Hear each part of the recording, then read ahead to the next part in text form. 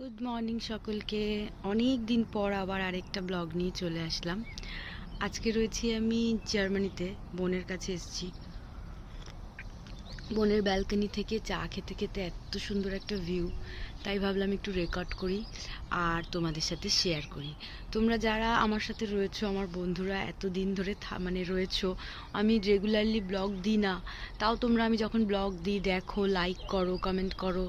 এত যে ভালো লাগে এই জিনিসটা আমি কি বলবো। দেখো দূরেই রয়েছে একটা পাহাড়।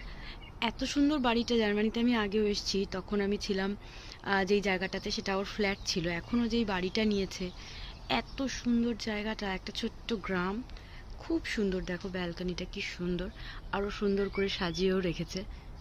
আর আমি একদম চায়ের কাপ হাতে নিয়ে ব্যালকনিতে দাঁড়িয়ে রয়েছি। মিষ্টি ঠান্ডা ঠান্ডা হাওয়া দিচ্ছে, খুব বেশি যে ঠান্ডা আছে তা নয়, তবে হালকা ঠান্ডা রয়েছে।